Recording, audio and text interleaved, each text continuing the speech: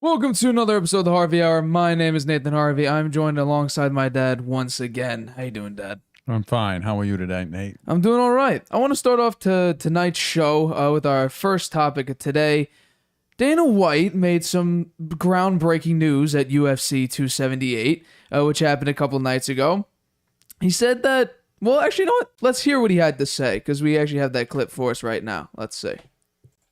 I worked to put that deal together for Brady and Gronk to come to the Raiders. And it was almost a done deal. And at the last minute, Gruden blew the deal up and said that he didn't want him.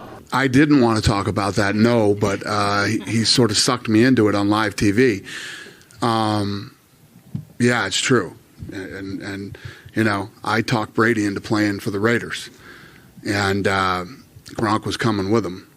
And they were negotiating the deal, and they were really close to getting it done. And then Gruden pulled the deal, and Brady was not happy about it. What's your reaction to that? That Dana White, president, CEO of UFC, was orchestrating a deal to bring Tom Brady to the brand new Las Vegas Raiders along with Gronk. What do you think about that? I'm not surprised that they tried to do a deal like that. I'm a little surprised that Gruden pulled the plug on it. Why would he do that? That's stupid. He could have had the greatest quarterback of all time playing for him, and one of the greatest tight ends of all time playing for him too. I don't understand why he pulled that deal. That doesn't make sense to me. I think it could be a power move. Maybe Gruden didn't want to give up the amount of power that Brady would have, required to. That could be that Gruden has a giant ego. Right. But then he got bounced anyway out of there because of his racial slurs that he made. So I don't know about Gruden. I'd say you haven't heard much from him since that happened, right? No, not at all. And that was I'd say, a boneheaded move on his part. He could have had Tom Brady, would have had a Super Bowl win. Maybe.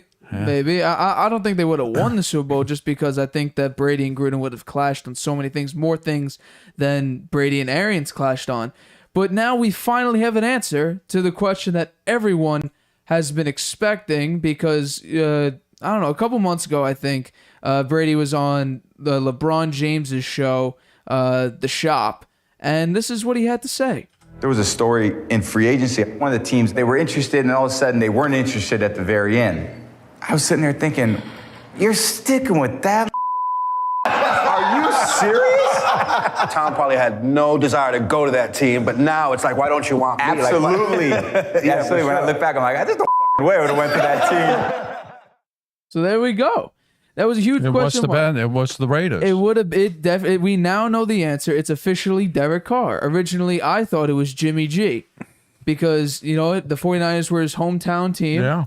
He grew up there. He was born there. He was a huge 49er fan, Joe Montana fan, and I think there's a chance, a very decent chance, that Brady got turned down by the 49ers in 2020 and in 2022 because he tried to leave to go to Miami. And my guess is he probably asked the 49ers, "Yo, what are your availabilities? What can you trade for me?" So I think it could have been Jimmy G, but now we know it's Derek Carr. There was no question about it. Yeah. Which is kind of weird though, because Brady feels like superstars have a different pedigree of their ego. When you get to a certain level and then all of a sudden you get rejected, that's a huge shot at your ego. Yeah. And especially because Las Vegas is brand new, it would have been the perfect situation for a brand new team. You bring in the greatest quarterback and greatest tight end can't of all believe time. they didn't do that deal. I can't believe they didn't do that. I'm deal. not entirely surprised by that, because it's John Gruden. John Gruden makes boneheaded decisions. Yeah. So I mean, I'm not that surprised. But and besides, I think their egos would have clashed anyway. Did Gruden, anybody ask him about it? Of course not. No one. He's persona non grata now, right? Nobody speaks to him. He's MIA. No one knows no one what's knows happening. where he is or what he's doing. So I'm not entirely surprised by Gruden not saying anything. I mean, I'm sure eventually he'll come out with a statement at some doubt it. point, Maybe but not. I would have thought he would by now. This has been out there for a few days, right? Yeah, it's been out for a couple days. But I think this kind of confirms that I think Gronk is going to stay retired, because why would you come out with this bombshell on, first of all, this is like the Gronk cast, which is, the Manning cast, something like that. This is Gronk's version of that for UFC. This is his first episode. He's dropping bombshells like this. So, I mean, it's kind of, Gronk confirmed that it was true, because he said after Dana White made that statement that then that's exactly how the story happened. So my guess is Gronk confirmed it. Yeah, my guess is Gronk's gonna stay retired, because I think if there was a slim chance Brady would call him, I think they got destroyed. Now I think Gronk and Brady might be in some rough waters after he made that comment, coming out with that story. And he said Dana White said Brady was looking for houses in Las Vegas. So, and then like we heard, Brady was not happy about Gruden pulling the plug on that deal. And you know what? I don't think he would have won a Super Bowl if that's the case. I think he literally landed in the perfect situation. It actually worked out better for him. Yeah, he landed with a much better team. And Gronk too, right? Yeah. Yeah, they both got a Super Bowl ring. But realistically, the teams were, and I on this channel, it used to be called Fast Break, and then I rebranded to the Harvey Hour. I actually did a show where I basically mentioned that the Raiders were rumored to have made a deal for 2 years, $60 million to get Tom Brady. So my guess was that they did probably make an offer, and that's where Brady was probably going to go. Yeah. But then all of a sudden, it was down to eventual rumors that the Raiders fizzled out, the Colts fizzled out, and it was really just down to the Chargers and the Bucks. But I guess the Raiders deal fell through because John Gruden pulled the plug at the last minute. But originally, Tom Brady was going to be a Raider. Yeah, wow. Which would have been very Actually, surprising. It all worked out better for him. Yeah. And for Gronk as well. Yeah, because they both got another ring. Gronk got his 4th, Brady got his 7th. Unbelievable. And now Brady's shooting for his 8th with a crippled offensive line now. So who knows what we'll He's see. back in camp now, huh? Yeah, he's back at camp. And apparently, according to reports, I believe according to Todd Bowles, this was Brady's best camp so far after coming from his 11-day absence from practice. And according to Rick Stroud, who is a Tampa Bay writer, writes for the Tampa Bay Buccaneers, the 11 days was essentially not a vacation. So that could mean a lot of things. It depends on if we want to guess what that could be, but it was not a vacation. There were the first time Brady came back to camp, there were very early reports that he went to the Bahamas with his family, which I originally thought that he would be on a vacation because he made obligations to be with his family during the offseason because he was retired for 40 days. But it turns out, according to Rick Stroud, it was not a vacation. So who knows what that could actually mean. I'm sure I think Brady will eventually say something or say something ominous about it, because right now this whole situation, is 11 days off. It's a little bit it's suspect, because who knows what happened. Well, maybe his mom is sick again. That could be. That could be. Yeah, we'll see. I'm sure something will come out about it eventually. No, I'm sure. We'll get He's back in the camp, and they got one more preseason game. Maybe he'll throw a few passes in that game. I doubt Brady's gonna play in the preseason. He has gone whole preseasons without playing at all. That's true. And come out. The one time he did that, he wound up with a knee injury that sidelined him for the whole year. So hopefully that doesn't happen. Right. Yeah. So, I mean, I hope everything is okay, of course. And I'm sure everything will be okay. But 11 days off, Brady, I mean, at this point, Brady seems to be just checked out. He's been looking frustrated at camp. He's taken several days off now. There's rumors that he was going to leave to join the Dolphins, and now the Raiders comes out back in 2020. Yeah, well, he's playing for the Bucs this year. I'm looking at my picks, and I'm shaking a little bit whether or not I should. You had him winning the Super Bowl, right? I did have him win the Super Bowl. Well, you still have him winning the Super Bowl. That's just based on data. Since 2014, it's been Brady, someone else, someone else. There's some injuries in the offensive line there too, right? Yeah, one of their offensive linemen has I believe Ryan Jensen has a torn ACL and MCL, so he's out for the year. And they lost another lineman to another crazy injury. Wow. And Tristan Wirfs is out right now with an oblique tear strain. So wow. It's rough right now for the Bucs offensive line. I may need to make changes, which I'm actually going to do in a couple weeks, because week 1 is approaching rapidly. I believe we got 2 weeks until week 1 starts. Yeah. So my first amendment comes in 2 weeks now. And then we'll be doing 2 shows a week, right? Yeah, we'll be expanding the show. Do a show to 2 before shows a week. Maybe on a Friday night and then on a Monday night. Right. Oh no, a Tuesday night. We should do Tuesday night, because then that'll be after the Monday night game. With more topics, because Friday the and NFL Tuesday. season brings along the NBA season around mid-October, early October, which then can expand the show with more topics, better. I wouldn't say better content. Football. It's a huge part of the show. There'll be a lot to talk about. Yeah, once the season starts, man. Usually within the NBA season, NFL season, it'll be about 70% NFL, 25% NBA, and then 5% of whatever else. Baseball, the playoffs are coming up. Yeah, I'm sure we'll discuss that. But I think with this Brady to the Raiders thing, Brady in the black and silver? I know. I don't think it will look good on him. It makes him he's not a villain type player, right? And the Raiders have an image of villains. Yeah, no, that's the crazy thing. Yeah. No, but it would have been perfect, because Brady in Las Vegas building his Brady brand. It would have been a huge thing for, I'm sure he for considered Raider that. Nation to have the GOAT in there. I mean, first of all, why would Raider Nation even accept him? In 2002, the Tuck Rule game? Yeah, forget about that to get Tom Brady. They would literally need to put that aside to say, okay, now you're our quarterback. So, I mean, that's the first thing. And when did Dana White get NFL, GM on his resume now? Who is he anyway? He's the president and CEO of the UFC. Well, the UFC? What's that got to do with football? Who knows? He was orchestrating deals, I guess. He basically had the deal. Gruden pulled out because I think Gruden he's a loyalist, or was, I guess, at this point, to Derek Carr, which I'm sure that's a mistake. Mike Mayock and Al Davis, or Mike Davis, I guess. I guess they wanted Brady, and then I guess John Gruden's like, no, we have Derek Carr. I like Derek Carr. He's been public about his trust in Derek Carr and how he likes Derek Carr a lot. I'm afraid that's poor judgment on John Gruden's part. You had the opportunity to get the greatest player of all time on your team. Right. And funny that, you know what? Who, that year, by the way, John, he won a Super Bowl. Yeah, he won a Super Bowl. What's crazy is now that we look back, I don't know if you remember this, the Bucs played the Raiders in 2020.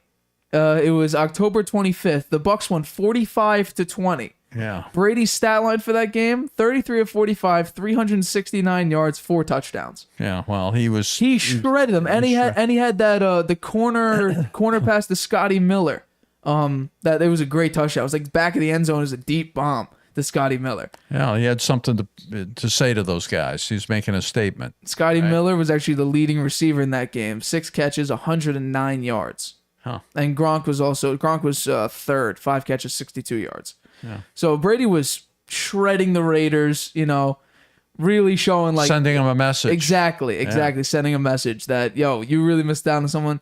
But I think you had a great tight end, Darren Waller, for the Raiders. You had Henry Ruggs at the time, who was a speedster. I don't think they were a Super Bowl team though. No, they weren't a Super Bowl team, no, because they didn't have an efficient run game. Josh Jacobs wasn't great that season. Their defense wasn't special either. Their defense wasn't too good yet. Last year they really came the out Bucs and had a special defense on the Super Bowl year, especially their front seven. Yeah, Right. because they finally got pressure. The one problem I've had with the Bucs defense is passing. Their backfield was not so good. Yeah. The cornerbacks and the safeties. They've been near dead last the past 2 seasons, and I don't know why they can't fix that. It's super young. It's super young talent, and it. Don't they have a top 100 player in there, Winfield? Yeah, Winfield's up there. Yeah. But who knows? I mean, their rushing defense, I feel like, is going to take a serious hit this year because you're losing Sue and you're losing JPP. So I think that'll. Where'd they go? Where did JPP go? JPP apparently actually no. I think the Raiders were originally looking at JPP, and the Raiders were also looking at Ndamukong Suh. But as of right now, they're both free agents. Really? They aren't playing, huh? No. Wow. None of them are signed yet. Yeah. So who knows where they'll go at the end? Maybe they won't go anywhere. I mean, maybe halfway through the year, someone will pick them up, something like that. That's weird. I'm surprised they're not signed. Yeah, I'm a little bit shocked. I think too. somebody want them just for their, what they bring to the table in terms the name of the locker room. JPP, people knows. That's right, and also what they can teach the younger players. Right. Well, that's why. Well, now we're talking about teaching young players. That's why the 49ers, one of the owners or someone in the organization, said that they wouldn't mind keeping Jimmy G on the 49ers in order just to mentor Trey Lance if a trade cannot be done. If I were Jimmy G, I wouldn't want that. I wouldn't want it either. He's in his prime. I'm starter material. Throw me in there. Yeah, Let me play. Exactly. You know what? He'd wind up in there anyway, I think. I think they're worried about Lance. Well, funny you bring that up. Recently, Kyle Shanahan was making comments about Trey Lance, saying, "Well, he has one good practice. The next one he has a bad practice." And recently, he just threw 3 interceptions in his practice. So right now, he's looking a little bit off. But you know what? Once again, he is super raw compared to the other quarterbacks in his draft class. I think they're taking way too much risk on that guy. I mean, they made it to the NFC Championship game last year with Jimmy G. Right. That's one game from the Super Bowl, guys. Yeah. Come on. Why are you taking this kind of risk? Well, you also got Jimmy brought them G to the under Super Bowl. contract. I'd say I'd make him the starter, and if Lance could beat him out, that's fine. But otherwise, I fix something that isn't broken. Not broken. They feel like, I guess, probably Trey Lance can make those big-time plays that Jimmy G can't because Jimmy G isn't a big-time throw guy. Doesn't matter. He's a winner. I agree. That's the one thing I can never dispute with Jimmy G is that he finds a way to not lose them games. Yeah. And he keeps them in games. I mean, he beat Aaron Rodgers at Lambeau. Yeah. He went toe-to-toe with Rodgers. Conditions, man. Toe-to-toe with Rodgers. The weather was miserable, Rodgers played an ugly game. That said something to me about a winner. Yeah. A guy who can come in there in those kind of conditions on the road, win a game. Yeah. Yeah. It was something special. I think it was special. So did you see Baker Mayfield was named the starter for the Carolina? Yeah. Yeah. And did you hear what he said? Surprised. They asked him, he said, does this game mean something to you? He said, yes, it does. Yeah. Yeah. It's going to mean something to him. He's going to shred those guys. We talked this. As long as it doesn't go to his head and he can't think clear because I have to beat this team, I have to beat this team, he'll be fine. And we thought about that. I think I'm picking him. As am I. As am I. I don't know what the spread is on that game right now. It's -1 in favor of Carolina. It was favored for the Browns. Yeah. And now it's, I think, -1 for Carolina. So I'm taking them regardless. That's an easy one to pick, I think. Yeah. I want to move on to this topic here. We're going to talk about Bill Belichick. Oh, boy. Bill Belichick, in an interview recently, said that I have final say in every area when he was asked about play calling. So Do you think that Belichick will take over the offense if things don't go well with other Matt Patricia or Joe Judge, or if both of them? Do you think he could pull the plug and say, okay, I'm going to run this? He's already the de facto GM. He's the head coach. He's the defensive coordinator, essentially. Can you see him taking over the offense as well? I don't think he'll call the plays on the sidelines during the game. Really? No. He's never done that. He's always stood there, let somebody else do it, and he observes and makes adjustments as necessary. And I think that's a smart move. I don't think the head coach should be calling plays either on the defense or the offense. It's a distraction. They should be stepping back, looking at the big picture, deciding on what critical adjustments need to be made in order to win the game. And Bill Belichick's the best at that. He's one of the best. And I don't think he'll upset that formula. Well, I think I've always said this. Bill Belichick's the greatest head coach of all time. Greatest head coach of all time. I mean, he took the Rams in 2018, who averaged 30 points a game, brought them down to 3. So he did that. He beat the greatest show on turf. That was one of his greatest defensive performances. But there's been faults to his coaching. Multiple losing seasons as the head coach of the Browns. Ugly. Very ugly. Didn't have a lot of talent. Gave up 41 points to Nick Foles and the Eagles. He did get him to the playoffs one year when he was at Cleveland. They hadn't been to the playoffs in years. He got him to the playoffs. Yeah, once. Yeah, but other than that, he had losing seasons. He started off. He had the guts to get rid of what's the quarterback that was the for who? For the Browns. Wait, do you know what year? They loved him out there. It was played for Miami. Who is this? What's his name? I'm getting old. Yeah. Anyway, he benched him and put Testaverde in. Yeah. And that took a lot of guts to do. And that was the right move. You think?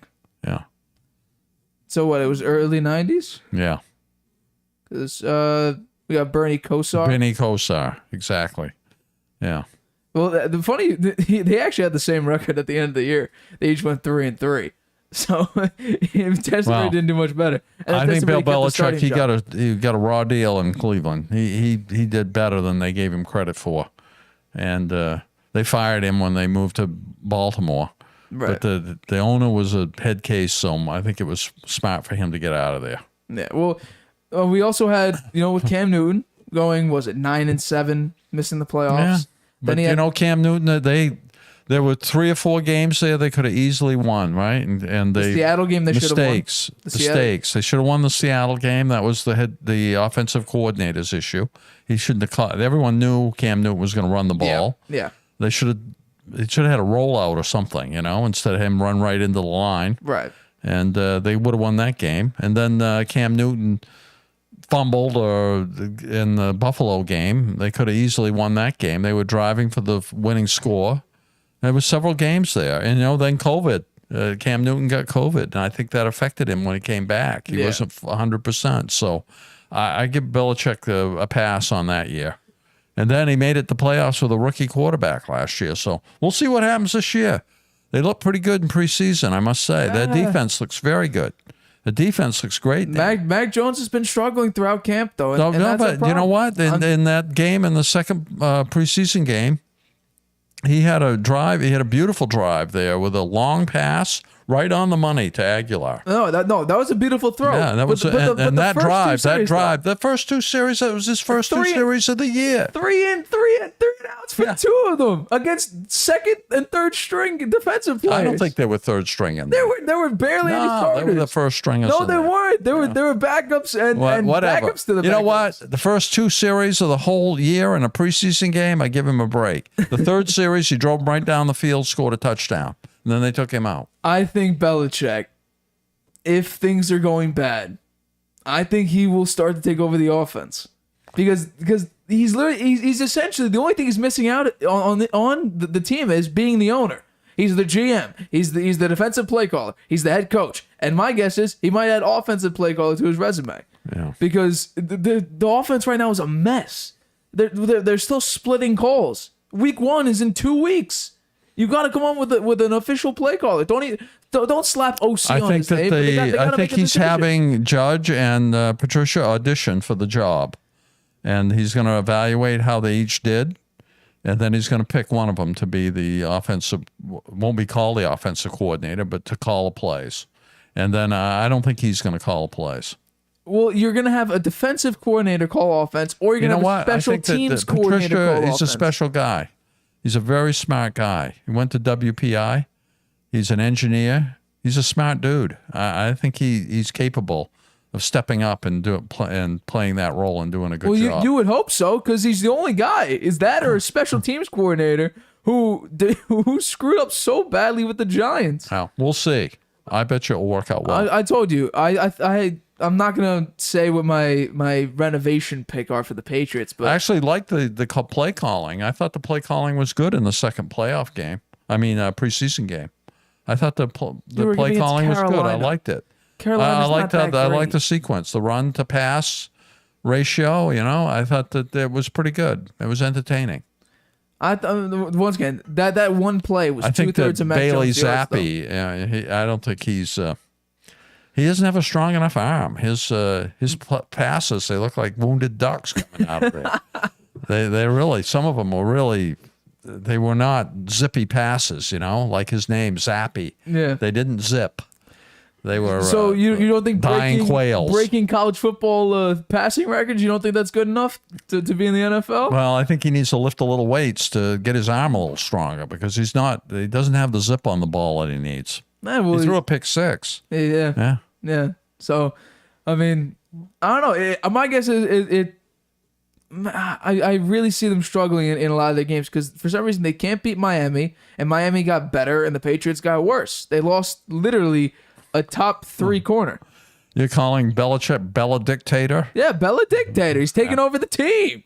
It's his control. Well, he's the head coach. I mean, I think all the other head coaches probably feel the same way. No, not only is the head coach, he's the GM. He's the defensive play caller, and now I'm saying he's going to be offensive I'd say it's worked out pretty well. I'm ball for Not it. recently. Yeah. Not recently. Think about this. Before We'll see how this year goes. I think they're going to have a great Brady, he year. had losing seasons. I think Before he's- Brady, the greatest decision he ever made was drafting Brady. He did do that, though, right? Yeah. Yeah. And then finally realizing that Brady's better than number 1 overall pick Drew Bledsoe. Yeah. Yeah, that was a smart move. And then right? implementing him. And then not only that, I'm pretty sure didn't against And he stuck with it. He stuck with it for many years. Didn't he put Bledsoe in, I believe, in one of the playoff games in AFC 2001. championship Yeah, game. against the 15-1 Steelers. Yeah, but the only reason he put him in is because Brady got hurt. Yeah, Brady was injured. And thank God Drew They would Bledsoe. have won that game anyway. 15-1 Steelers. Yeah, they would have won that game. They were going to win Thank that God game. Drew Bledsoe did not lose the game, though. Thank God. I know. But yeah, no. Belichick. My guess is Bella Dictator. if he's going to absolutely if the offense blows, I think Belichick will come in and at least I don't think it will. maybe not assume the role, but definitely have a bigger role Yeah. in calling the plays. Which The then I think offensive defense will line, suffer. I'm not so sure. The There's some Patriots names are there I taking never calls heard on of. Isaiah Wynn now. They begun taking calls on Isaiah Wynn to try to get him out of there. Really? Yeah. I didn't know that. I mean, he's injury prone. My guess is he might get hurt again this year. Who's playing left tackle now? Who's the starter going to be? If it's not Isaiah Wynn. Well, as of right now, it's Isaiah Wynn. I'm not sure. I'm not sure the backup is. Where did you hear they're taking calls on him? I believe. I'm not sure my exact source, but Twitter's where I get all my sources. you That's get Twitter. Adam Schefter and Ian Rappaport and all of them. Let's see if I could bring up Patriots depth chart. I could tell you, but they don't have much depth anymore. The running backs are the only place they You have don't depth know. in. You know what? They got some young players you haven't heard about before. Maybe they're going to step up and do a good job. There was some guys there on the defense. I do in the know. Carolina game, they really played very well. They were names I'd never heard of. The backup to Isaiah Wynn is Yasir Durant. Oh yeah. Yeah. So, I mean, the Patriots right now lost Juwan James I never heard to of him. injury. He's a defensive back. They lost him to injury. He's a rookie, right? No, I think he's been there for a couple of years. Nah, never heard of him. Juwan James. It's Juwan something. Juwan. I'm not actually sure how to spell this guy's name, but Yeah, I'm pretty sure he was on the Patriots for a couple. No, he didn't play much last year. I never saw a guy named James in the backfield there on the defense. Maybe it's not James then, but he's out the injury. Then Malcolm Butler. That's too bad, Malcolm one Butler of got 2 hurt. years. Well, what did he get hurt? How did he get hurt? They just said he's getting put in the IR out for the year. Wow. They didn't list if he was hurt or what it is. But people are saying that his tenure with the Patriots is already over, even though he signed a 2-year, $9 million deal. Huh. So do I think he'll come back? I have no idea. It doesn't say how he got hurt. You haven't seen anything. Nothing was released about. Nothing was released about. What exactly it was. Huh. So it must have happened in a practice game because he was playing in the first preseason game. I didn't see he was hurt. He looked like he was playing well. Right. So we're gonna move on to our next topic. We're gonna talk a little bit basketball today. Oh boy. The Athletic came out with something recently. Yesterday they came out with news about an offer the Knicks made to the Jazz to get Donovan Mitchell, who is their high trade target after acquiring Jalen Brunson. You know what? They could have drafted him. They could have drafted him. They could have? They took Nikolenka, or whatever that guy's name is, ahead of him. He went the next pick. They could have had Donovan Mitchell. Right. Yeah. It would have made a pretty big difference, I think. Potentially. But the Jazz said that they wanted a significant upgrade from a offer of Evan Fournier, Obi Toppin, or I guess it's 2 players, not 3. Evan Fournier, Obi Toppin, and 5 first-round picks, 2 that are protected. They said they want a significant upgrade for Donovan Mitchell. And they're saying that 5? Evan Fournier and Obi Toppin and 5 first-round picks are not enough. Wow. Donovan Mitchell is a really good player. Those he is 5, not worth you know that what? much. Those 5 picks are probably going to be worth a lot because the Knicks probably ain't going to do anything.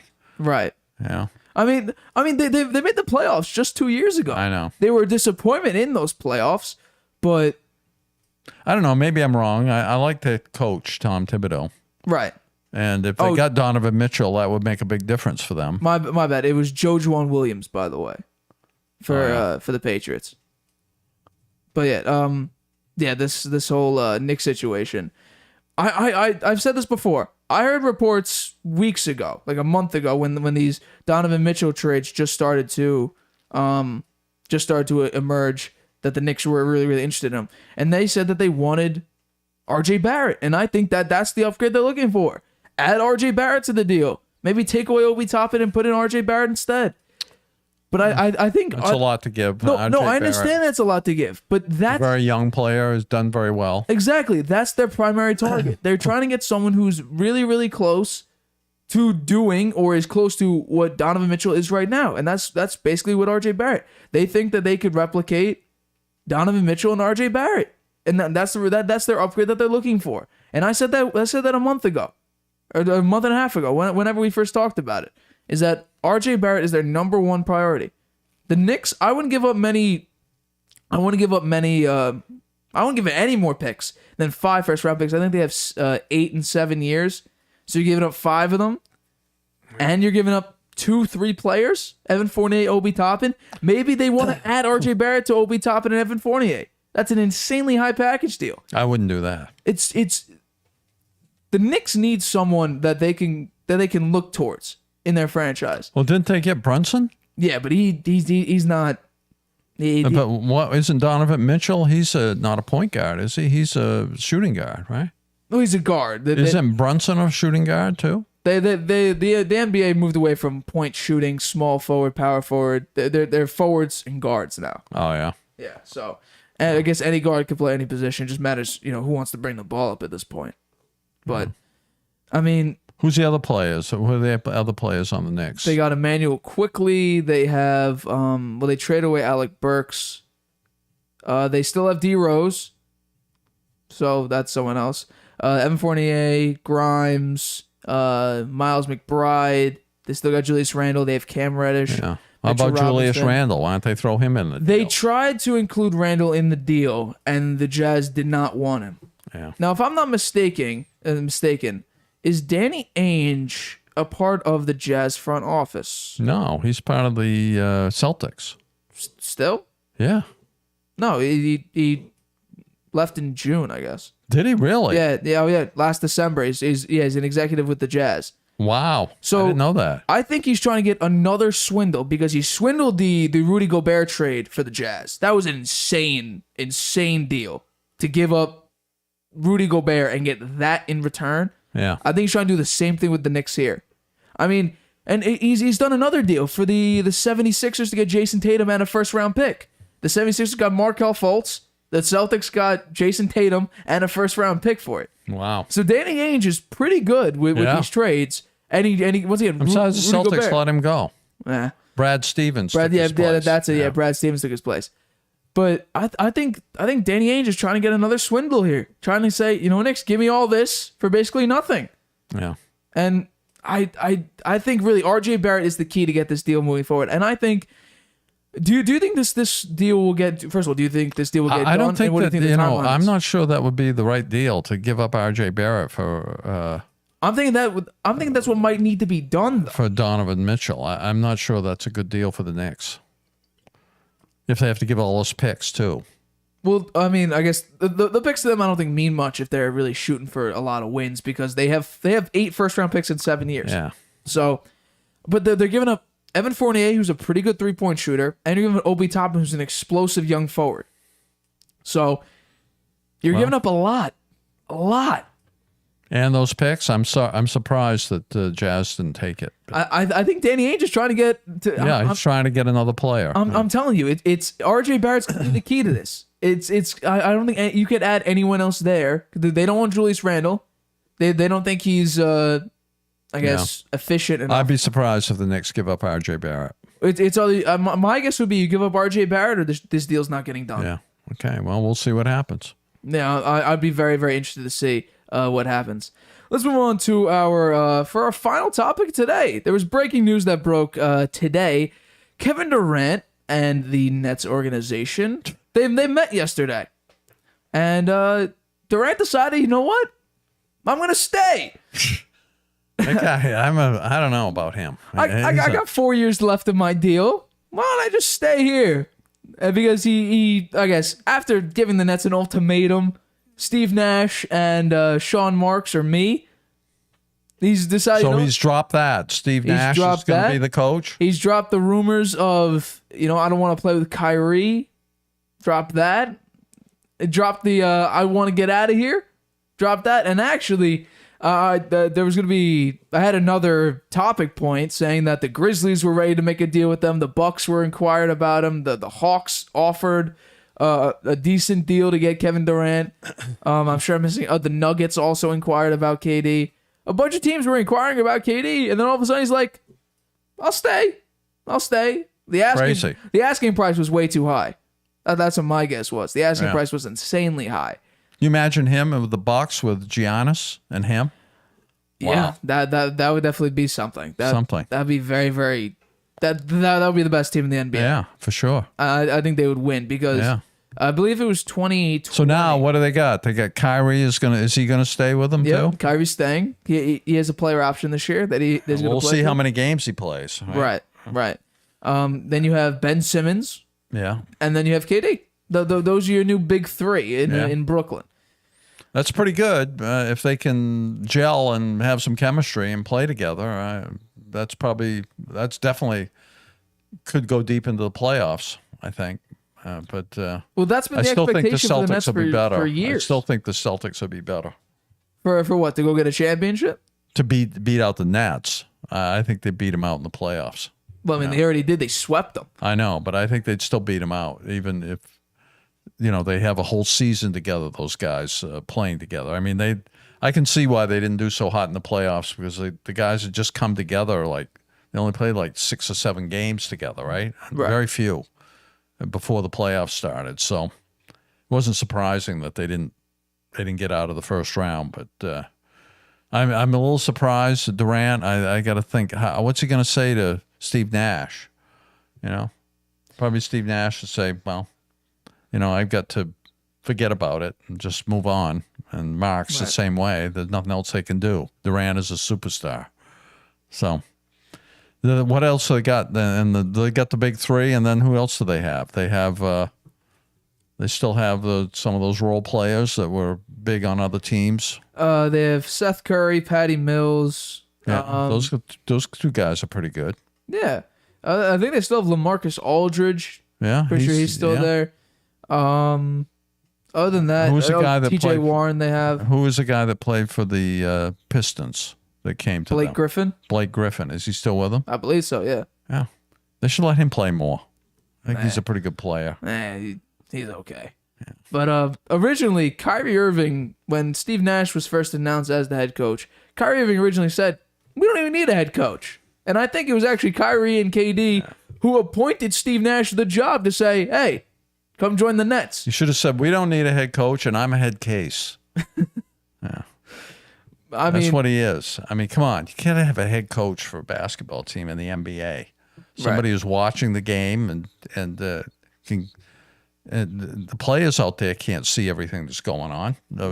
Somebody stepping back and watching the game who really knows basketball can give them some pointers, and they go back in there. They can score some baskets to stop the other team. It's ridiculous. You got to have a head coach. Right. I don't know how you face that. So you just basically told your owner, it's me or them. Then you have to say, he doesn't care. I want to stay. What's he care?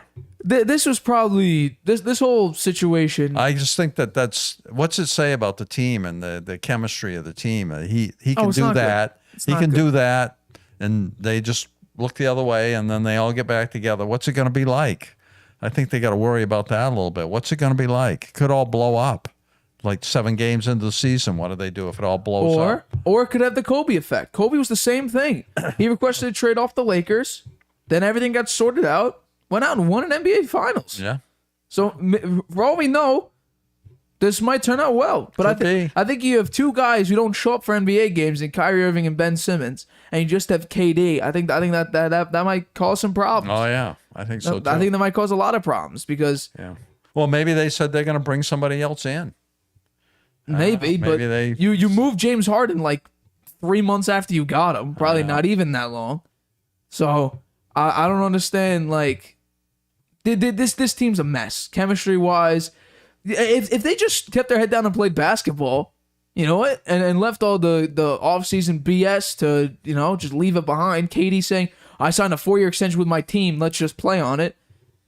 Everything would be fine. Yeah, everything would be fine. Instead, they probably have the best chance to win too if he just kept his mouth shut. I mean, they were not his style. Last year in the offseason, they were actually projected to win the NBA Finals against the Lakers. Yeah. The Lakers obviously were the 11th seed and were horrible. And then the Nets go out and get swept by the Celtics in the first round. The only team in the entire playoffs last year to get swept. No other team got swept. Yeah. I think the Celtics are going to be very good this year. They should be. They should be. They went out and got a true point guard. They got Gallinari to come off the bench. He's a great 3-point shooter. He's a huge guy, too. He's big. I think that'd be good. Another year of Smart, Tatum, and Brown. Yeah, they got those guys. Robert Williams, the second best shot blocker per game in the NBA. They lost Theus, right? Tice, I believe so. Tice, yeah. But I mean, he was a role player. He came off the bench anyway, so yeah. It'll be very interesting to see what the Nets do this year. I don't think I mean, yes, if you take a look at their team on paper, they should be in playoff contention, definitely playoff contention, maybe in finals contention.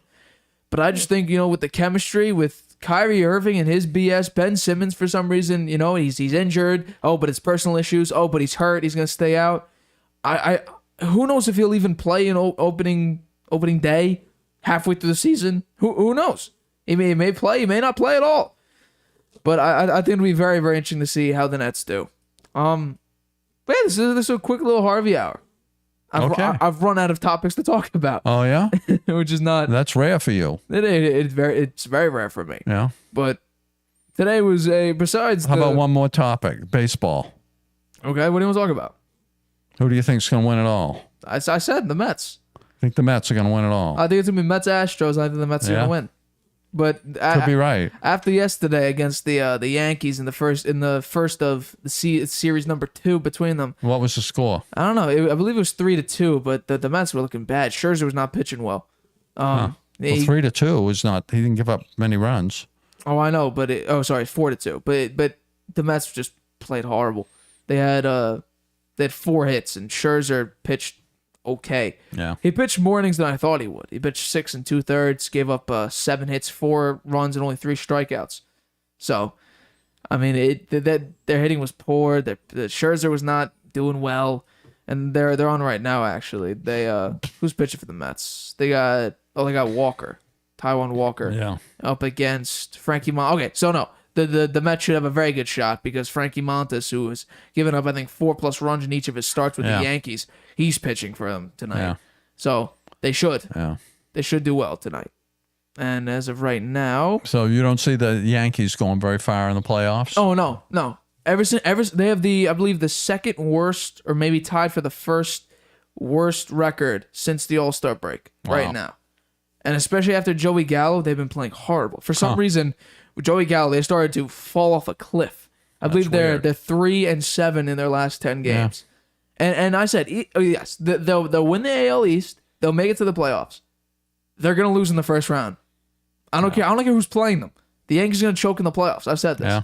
Because recently in the playoffs, they've just not been good. I mean, Garrett Cole blew up against the Red Sox last year. The Red Sox got lucky in the following round because they just kept hitting home runs, couldn't get actual hits, and we saw it against the Astros, where if it wasn't a home run, they wouldn't score any runs. So I think the Yankees right now, they look dominant. Will Judge break the record for most home runs by a Yankee? Maybe. Yeah, if they get out of the first round, if they wind up playing Houston will smoke them. Oh, Houston's looking great right now, and we're talking about, I believe Justin Verlander's 39 years old. He's 37 or 39, but I think he's 39. He's 39 years old. He's having one of his best years as a pitcher. Yeah. He's 15-3. Wow. With a 1.95 ERA. That's fantastic. That is one of his best years he's had in his career. Wow. It's his best since 2017, where he pitched 5 games, went 5-0 with a 1.06 ERA. He's been pitching almost essentially lights out. So, I mean, I don't know. I would look at the Cy Young winners, or Cy Young leaders. I have a funny feeling that Justin Verlander would be the number 1 in the AL. And you know what? I think he damn right deserves it. As of right now, will it tell me straight up or will I have to guess? Oh yeah, McCallahan right now, as of July 31st, which I guess is the last data point that Sports Betting Dime has, McCallahan is favored over Verlander. Oh yeah, and McCallahan's wins how many? Narrowly though. It's plus 158 to plus 223. McCallahan. I can't spell McCallahan. Because it's McClellan. That's why. But I still can't spell it, so we're just going to look up the Tampa Bay Rays, because I can't spell. Tampa Bay Rays, their player right now of this year. If I could find where he is. He plays for the Rays, right? I'm not sure. Yeah. Here it is. He's 11-5 with a 2.29 ERA. So I have no idea actually why he's ahead. Yeah, why is he ahead Less of... wins, more losses, a higher ERA. Yeah, why is he ahead of Verlander? I'm not sure. Let me check another website. We'll see what the odds are. 2020. This one has Verlander first. VegasInsider.com. That's Verlander first, and then McClanahan, he's third on the list with Dylan Cease at number 2. Nestor Cortez is in the top 10. Yeah. He's been doing well. Yeah. So my guess is, Justin Verlander at 30. Actually, what's the oldest Cy Young winner? The oldest Cy Young winner was Gaylord Perry at age 40. So Verlander would be right there. Wow. Oh wait, here we go. My bad. Roger Clemens. That used to be the record. Then Roger Clemens in 2004 broke it at age 42. 42, he won the Cy Young. 42. Yeah. Well, he had a little help, right? Yeah. Yeah. Yeah.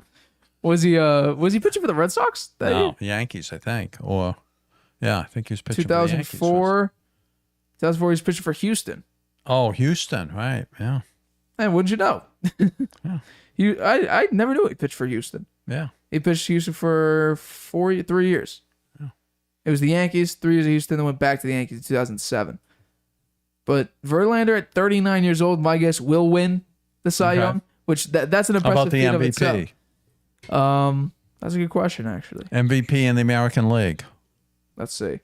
MLB. I say it's Judge. Oh, yeah, absolutely. Aaron would be Judge. Let's see. Because Vegas if he keeps Insider. hitting the home runs. For NL, it's Paul Goldschmidt. And for the AL, of course, it's Judge. Judge by actually a decent margin. Yeah. The top 5 rounds out with Judge, Shohei Ohtani, Jose Ramirez, Devers, and Yordan Alvarez. Devers is in there? Devers is number 4 on the list. He hasn't been playing so well lately. His batting average is down under 300 now. The race is actually closer in the AL than it is in the NL. The NL, it's Paul Goldschmidt at minus 375, and then Austin Riley at plus 1600. For the AL, it's Aaron Judge at minus 650, Ohtani at plus 475. Yeah. So it's a much closer race. Yeah. That's still a pretty big gap. No, right? it is. It is. Yeah. But it's closer. Is there a pitcher? Yeah, there's no pitcher really in sight for any of the MVP odds. I think the closest probably is Corbin Burns and Max Scherzer. I think are the closest to win MVP, which are plus 50,000, tied for dead last with Bryce Harper, who's hurt right now, Acuna, Yelich, Adames, Hoskins, Marte, Burns, and Scherzer. Those all, at least on this list, I'm sure it extends much farther. They all have plus 50,000 odds to win MVP. So they're safe to say they're not going to get it. But yeah, my pick's the Mets over the Astros. I'm a little bit nervous just because the Mets don't look great right now. They're on a little bit of a losing streak. I think they swept the Phillies, but the Braves beat them. The Yankees, I mean, the Mets won the first series. They're still 5 games up, aren't they, in their division? Yeah. Yeah, so they got a cushion there. Who do you think is going to win the World Series? What are your bets? I think it's Mets Houston. I think could be Dodgers Houston. Yeah. Yeah. I think the Dodgers have a really good team. I think the Padres could have been there, but Tatis is out with a suspension. Yeah. They have Soto now. I mean, they went out and they had Bell and Soto.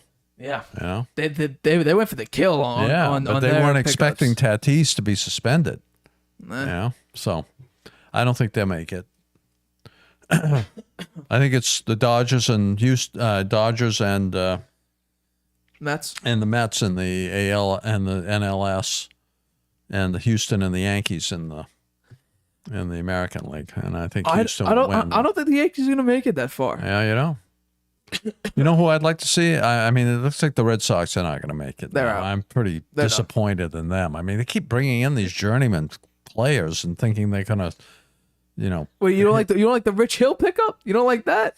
Not really. I don't think he was that good. And I don't like Tommy Pham. I mean, they got him. He's making errors in the outfield. I don't think that was a great pickup. Now they have Jarius Familia. He's in. I was so shocked to see him in there. Him up. He's in so there. shocked. Throw him in there. And now the John Schreiber. He's falling apart. He blew the game the other night. So I just think they got to make a decision. Are they going to keep going with these journeyman players, and are they going to go out and get some players, get some real players there? Right. I think I'm not against trying somebody like Refsnyder. I think he was a good pickup for them. They don't let him play enough. He's not in there often enough. He has his batting average over 300. He's done very well. They should let him play more.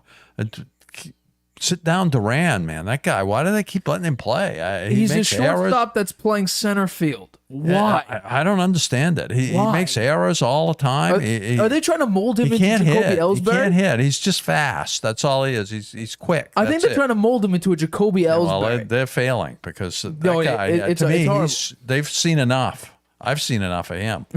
That's for sure. With about 30, the Yankees have played. The Yankees played 123 games, so that's about 39 left, give or take.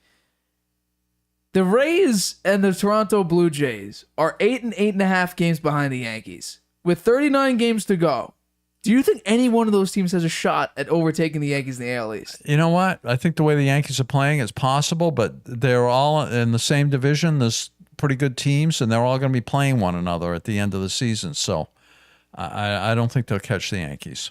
Then if you had to choose one team, let's say in a hypothetical situation, if you think one team will pass the Yankees, the Orioles are 11 games out. I would say Toronto. You think Toronto? Toronto's 8.5 games back. You think they could pass them? But you know what? They've been kind of spotty, right? They fired their head coach, their manager, and they went on a tear. And now they've kind of, they're kind of not doing it that way anymore. They're not winning like that. The Orioles are pretty impressive, actually.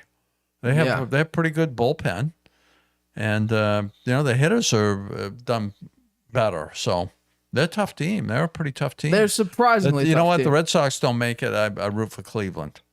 I like Cleveland. What, for Terry Francona? Yeah, I like Terry Francona. I'd like to see them get in there, win a wild card team spot. I like Jose Ramirez. He's great. Right? And they have a pretty good pitching staff. So I'd like to see the Guardians make it to the playoffs. If the Red Sox don't I think it's more of Terry Francona love then, because maybe he made it to one World Series with his tenure with the Indians / Guardians. Oh, with the Indians, he lost to the Cubs. They lost to the Cubs. Yeah, I was gonna say that. He almost beat them. Game 7. Yeah, that's what it came down That went to. to extra innings, right? I think it did, or maybe it was the bottom of the ninth that the Cubs won. I think it was. It was tied, I thought. Look, I could just look it up. Let's see. Will it give me the box score? Yes, it will. It did go to extras. Yeah. It was the Cubs got it in the bottom of the 10th, I think. Top of the 10th. They scored 2 runs, and Cleveland only scored 1. It was in Cleveland, yeah. Yeah. So. Yeah. I felt bad for Terry Francona on that. I wish they'd won, but I can see the Cubs. The Cubs curse finally got lifted. Yeah, right. Yeah. After 108 years was it? I know, Something crazy like that. Unbelievable. I think the Mets the Mets worry a lot is strictly the Braves and the Dodgers. I don't think any other team could really rival them. The Yankees, I feel a lot of teams could be a serious rival to. I think the Twins have a shot at beating them a couple times if they play. The Guardians have a couple. Apparently the any team in the AL East minus the Red Sox could beat the Yankees. Yeah, well, don't the Yankees have still quite a few games with the Red Sox before the end of the year? I think they play towards the end of the year. Yeah. Well, I don't think it's gonna matter. Games, I think if anything, if the Red Sox are gonna win, that's gonna be for either Tampa Bay or Toronto to move up. I don't think it's helped the Red Sox try to improve because the Red Sox are 14 and a half games back. How many games are the Red Sox out of the wild card right now? 5, I think. The wild card race, the Red Sox are now 6 games out. 6 games out. Come on. Yeah. They blew it. I'm so disappointed in them. And it's you know pitching. what? It's pitching. It's pitching, but it's also J.D. Martinez. What the hell? He's batting 300 for most of the year, though. He's only hit 9 home runs this year. Huh? Xander Bogaerts has only hit 9 home runs. Last year, those guys had 23 and 25 home runs at this time of the year. Bogaerts isn't a high home run hitter. He hit 23 home runs last year. Yeah, no, I understand that. Yeah, this year's hit 9. It could just be the fact that was his one those great guys year have hitting. let him down, and Pavetta has let him down. Pavetta's He has these streaks where he pitches well against lousy teams, and then he can't beat the good teams. Yeah. Pavetta's not good. Enough of him. Pavetta's not good at all in the league. And then the rookie pitchers they have, come on. Cutter Crawford, he gave up 9 runs his last time out. And with Winkowski, he's fallen off. He was pretty good when he first started. He hasn't been so good. And the other 2 guys, I don't know what happened to them. Seabold, he was terrible. So I don't know. I think they, and what happens to Chris Sale next year? Is he done with the Red Sox? No. He still has more years with them? He signed, I think, a 5-year deal in 2019 or 2020. Oh, yeah. So he's still there for a couple of years. Well, it'd be nice for him to stop riding his bike. Well, it'd be Fell good. off his bike, It'd be good. Broke his wrist. You know, he should just wrap himself in bubble wrap every time he goes out, just so he doesn't hurt himself. I can't believe how. I mean, the guy's only pitched 14 games in 3 years. I went to the Yankees game where he fractured or broke a finger. There at that I was at that game, but he could have came back, in a couple months from then. He wasn't out for the year. Come back. He was not out for the year. Yeah, he could have came back, and then he took a bike ride with a broken finger. Why are you doing I don't that? know. What did he do? Fall off his bike? What happened? I guess so. He fell off his bike and like broke a wrist or something like that. Crazy. So Yeah, he's snake bitten, that guy. the And Evaldi, he hasn't played very well this year. I mean, they haven't had great performances from anybody but Devers, really. Devers has had a got them in good a lot year. of games. Devers has And got he them in a isn't lot of playing games. that well recently. So, I don't know. They're going to have to really hump it to get to the playoffs now, and I don't think they'll make it. I feel bad about it. Then who do you think is going to leave? Do you think Xander and JD are going to leave, or do you think they'll retain? JD's gone for sure. Yeah, I think they're going to let JD Xander, go. I think they may try to make a deal with him, but he'll probably go to the highest paid. Well, apparently, I didn't know this. Well, I figured this out a couple weeks ago. Xander Bogaerts is still technically like within contract with the Red Sox. It's just that he has a player option Yeah, that'll he has a probably player opt option out. to leave. And apparently he's going to exercise the player option to Yeah, I leave. think he will because the shortstops are getting huge money. Yeah, Yeah, and so- I think he will. And be the able Red to make a Sox lot of won't money. match it. Whatever another team that gives him a huge contract, I don't think they will match it. They'll try to give him a deal, and I'm pretty surprised. I'd be surprised he took it. He's upset that they traded Christian Vasquez, and he should be. I don't know, why did they trade him? It's stupid. He would have given them a pretty good chance. I mean, I like He's batting Pilecki, but 300. Pilecki is a Who knows why the is a Red Sox still backup have player. him? Who knows why the Red Sox still have him? Yeah. Why'd they trade Christian Vasquez? That doesn't make any sense to me. And it upset the players. He's one of the leaders in that clubhouse. Christian Vasquez was with them since 2008, Yeah, he started with them. and then they just got rid of him. Like, Yeah. thanks for being with us for. I wonder how he's doing. He's batting. Did they let him play at all? I mean, he's behind Maldonado. He's played 12 games so far. He's had 33 plate appearances. He has 4 runs, 11 hits, 3 11 RBIs. hits and 33 at bats. That's pretty good. Yeah. With the Astros, he's batting 344. Wow. This year in totality, he's batting 288. Yeah, he's having a great year. He He's hasn't having a very hit good a year. home run yet, but it's only been But only he been doesn't hit 12 that many games. home runs anyway. But he's a good hitter. Yeah. Well, that was stupid letting him go, and He's that also a great upset defensive that player. upset Xander Bogaerts, and he won't forget that. I don't think. I mean, They once were again, good friends. he's been with the Red Sox since they drafted him in Yeah. 2008, Yeah. and they just got rid of him. He made his debut in 2014, so at 23 years old, and they just traded him for what was even the trade? Can I figure that? They got prospects. They didn't get any players. Yeah. So he'll be a free agent Yeah. this upcoming year. Yeah. We'll So see. and Vasquez says he's definitely not opposed to coming back. No, if I were him, I'd be upset that he got traded. You know, there was no good reason for that. I think Shane Bloom blew that one. Yeah. Bloom blew it. Yeah, I mean, recently he's been blowing a lot of decisions lately. Like, well, I'm pretty sure he brought in Mookie, right? Mookie, that was his decision. There were some decisions early on in his tenure that were really good. I was not that upset that they let Mookie go. I mean, he was I going to would be a be. $300 million contract. I would have wouldn't- given it to him. I wouldn't. I mean, they got Verdugo back. Verdugo's a good player.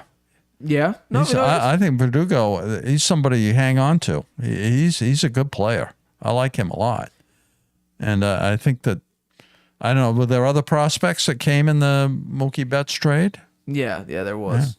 That I think one of them was up there playing for a while. Was it Jeter Brown? Jeter or- Downs. Jeter Downs. Yeah, I think he came with that. I saw his first home run. It was in that Yankee game. Yeah, Jeter right. Downs. You were Yeah. there.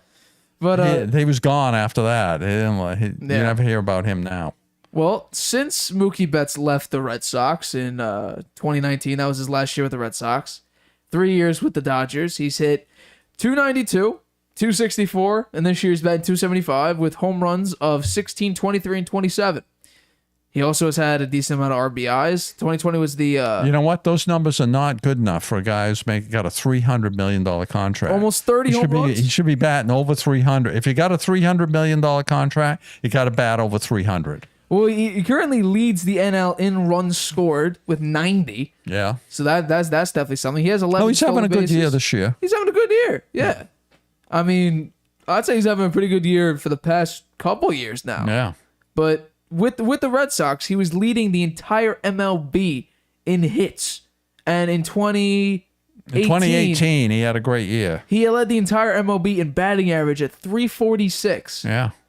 So, yeah. So why is he only hitting 270 now? It's because he's got a $300 million 10-year contract and he doesn't care. Hey, he won another World Series with the Dodgers. So it's not that he doesn't care. He's also great defensively. I wouldn't say he doesn't care, but why isn't he hitting 300? Should be hitting over 300. Because maybe that's not with what he that needs kind to of do. a contract. I mean, it looks like he's hitting. He's got plenty of protection in that lineup. Look at the players they have in that lineup. I mean, you got to pitch to him. Yeah. Right? Yeah. So I don't know. I think he should be playing. Well, I think he's more. He's like Xander Bogaerts. Xander Bogaerts. Well, he's kind of the opposite of Xander Bogaerts. Xander Bogaerts is high batting average, not a lot of home runs. Except 275 is pretty high for the MLB average of batting average. If I had to take a guess, the MLB average, average batting average, my guess is around 240, and last year it was 245. So he's hitting 300ths higher. He's got a $300 million contract. I understand. No, You know? I understand. I think it's even more than that. I think it's one of the biggest contracts ever. Yeah. So you got to do better than that. I mean, what's Juan Soto making right now? Not much, I don't think. I think he's waiting for his big contract at the end of this year. Well, let's just think about this. Coming to the end of this year. The Nationals offered him $440 million. He was crazy not to take it. He's batting 252. So, I mean, if we're talking about That's a mistake then. I don't think he should get that kind of contractual money. value to... But you know what? He had that lineup. He didn't have any protection in that lineup. Nobody had to pitch to him. That's true. How's he? He's hitting well for the Padres right now. He's batting right? 286. Yeah. He's hitting a lot of home runs this year, too. 23 home runs. But at 18 games, he has 2 home runs. So that's pretty good. Yeah. Batting almost 300. So it's very, very close. I think we're going to wrap with this Harvey Hour today. We extended the time pretty well, actually, about 20 minutes longer. So, yeah, I'm glad that... Talked a little baseball. Yeah, talk a little baseball. Yeah. It's always good to talk some baseball. Got to cover all the sports territory, right? The big three: football, basketball, baseball. Oh, absolutely. Yeah. So I guess that'll be the end of today's Harvey Hour. Thank you all for watching. My name is Nathan Harvey. That's my dad.